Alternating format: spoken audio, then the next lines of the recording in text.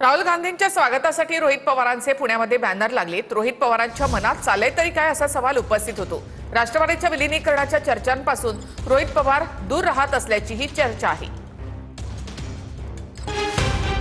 काँग्रेसचे नेते राहुल गांधींच्या स्वागतासाठी शरद पवार यांच्या राष्ट्रवादीचे आमदार रोहित पवारांनी पुण्यात बॅनर लावलेत। रोहित पवारांनी लावलेल्या या बॅनरमुळे राजकीय वर्तुळात चर्चांना उधाण आले।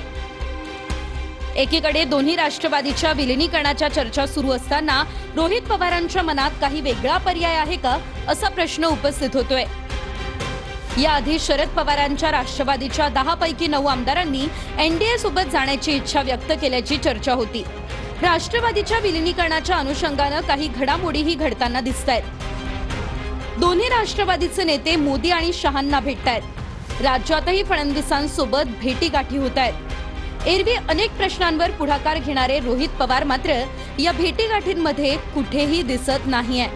त्यातच रोहित पवारांनी वेळोवेळी भाजपसोबत जाणार नाही अशीच भूमिका बोलून दाखवली आहे। आमच्या पक्षातले आमदार आणि खासदार हे कुणीही एनडीए मध्ये सामील होणार नाही, नाहीतर काँग्रेसमध्ये सुद्धा आमचा पक्ष हा विलीन होणार नाही। माझा विश्वास आहे की आमचे सर्व खासदार 8ही खासदार डिलिमिटेशनच्या विरोधात त्या ठिकाणी मतदान करतील। कोणी अनुपस्थित राहणार नाही, उपस्थित राहून डिलिमिटेशनच्या विरोधात मतदान करतील। रोहित पवारने आजपर्यंत जी भूमिका घेतली ती स्पष्टपणे घेतलेली भूमिका कधीही न बदलणारा जर कुठला व्यक्ती असेल तो मी आहे। त्यामुळे माझ्या भूमिकेबद्दल कोणाला काही प्रश्न असतील अजिबात त्या बाबतीत तुम्ही मनामध्ये प्रश्न ठेवू नका। आता रोहित पवारांनी राहुल गांधींच्या स्वागताचे बॅनर लावल्यानं त्यांच्या मनात काँग्रेसच्या पर्यायाची चाचपणी सुरू आहे का असा प्रश्न उपस्थित होतोय।